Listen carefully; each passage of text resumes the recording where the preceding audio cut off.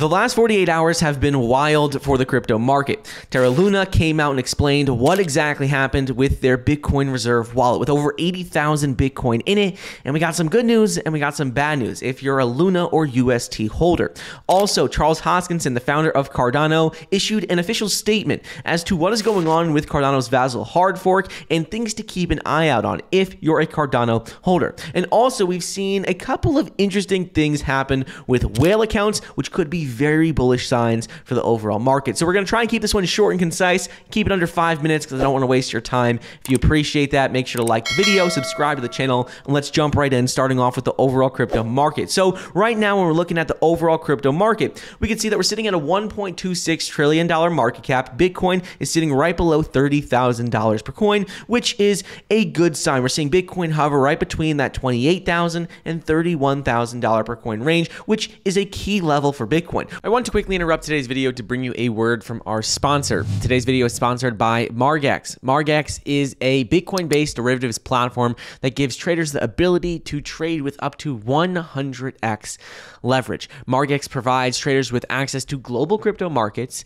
so you can trade really any of your favorite cryptos. They have, BTC, Ethereum, XRP, EOS, and more. But the difference is there are a lot more potential for larger gains when you use leverage. Some things I personally like about Margex is simple UI design, because that is really important for anyone trying to download a platform. No KYC, meaning that you only need to use your email address and a password to sign up. That is it. And also, it is very, very simple to use. So it is definitely worth your time to take a look at this exchange. Make sure to use my code in the description. Just use the link down below. You'll get up to $100 free when you sign up.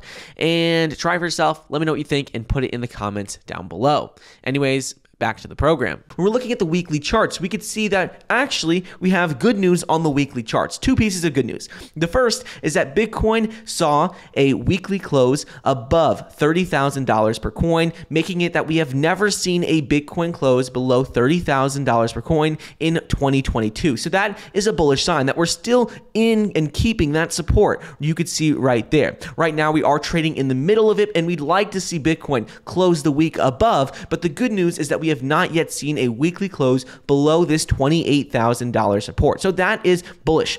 Other thing bullish with the charts is that we have seen a massive spike in volume, which is a very good sign. A lot of actual selling pressure, and we can see that every single time that this has happened, it has been followed by a massive rally. In about March of 2020, we saw massive record amount of volume for selling pressure, followed by a huge rally. Same thing happened in right around June, July of 2021. All of these points have been at least within 2 weeks of the bottom. And so that is exactly what we saw this past week. Is it guaranteed? No. But it's something to keep an eye out on, because every time we have seen this high of volume and with a red candlestick for a week, it has been close to the bottom of the market. So keep in mind about that. Obviously, there are some pieces of bad news, like we have seen 7 weekly red candlesticks in a row for Bitcoin, which isn't great. We have never seen that happen. But again, it is that we are due for seeing a bit of a bounce and at least a correction in the coming weeks for Bitcoin in the positive, in the green. Now let's talk what's been going on with Luna Foundation Bitcoin Reserve Wallet. We can see that 80,000 Bitcoin from this wallet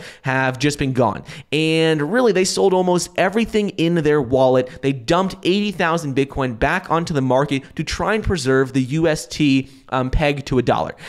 However, as we know, this didn't work. It is not even close to $1. It's closer to around 10 cents now. And them dumping all this Bitcoin created a lot of selling pressure, created a lot of fear in the market, and they weren't even able to restore the peg back to $1. So now that this is over, the good news is that they're not going to be able to dump tens of thousands of Bitcoin back onto the market. They don't have that. They can't just sell this anymore. So we know we're not going to see that selling pressure. The bad news is that obviously, UST is not going to be able to be restored to $1 per coin. People have lost tens of millions, billions of dollars from that. What they do have left is they have a little bit of more holdings in their wallet. They have 313 Bitcoin, 39,000 BNB, almost 2 million AVAX, and some UST and Luna.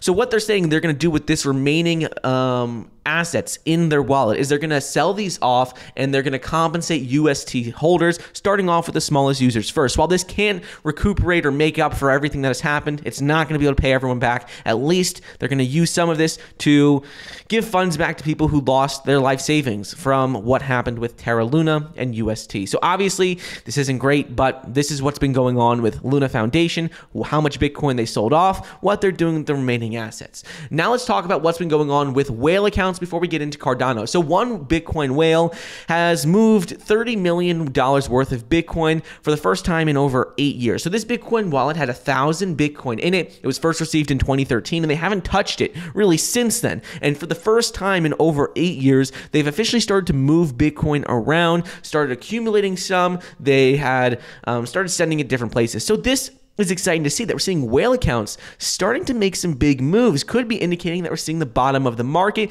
And it's not just this one whale account, but many of the other top 100 whales, the 100 largest Bitcoin whales, they're making moves and they're starting to accumulate a lot more, which could indicate the bottom of the market. Now let's talk about what's been going on with Cardano, because Cardano's founder, Charles Hoskinson, came out and confirmed that Cardano's Vassal hard fork is going to go off without a hitch. It is scheduled for June 29th, 2022, and nothing has changed there. So that is a good sign. After seeing delays in the past with other upgrades, seeing that they are still on track for June 29th is something that we'd want to be excited about as a Cardano holder.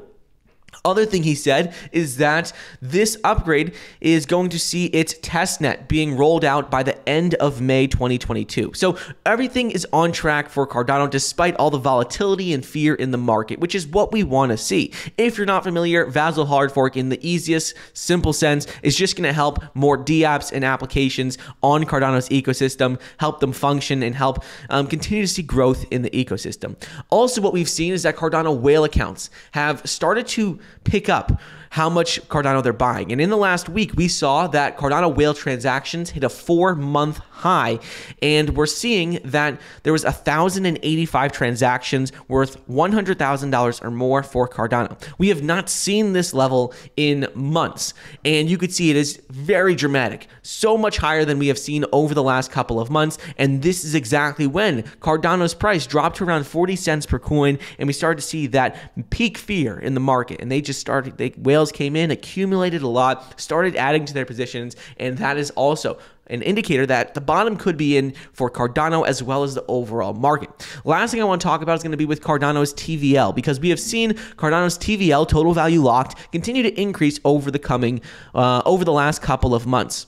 While we have dropped from all-time highs, I think we are gearing ourselves up for a massive increase in Cardano's TVL for its ecosystem. One, because of Vassal hard fork, but two, because of what has happened with Luna. Because Luna has been struggling, its ecosystem just completely collapsed. There were so many high-end projects, smart developers building on Luna's ecosystem that I think we're going to see people who built on the Luna ecosystem potentially look for other blockchains to build on.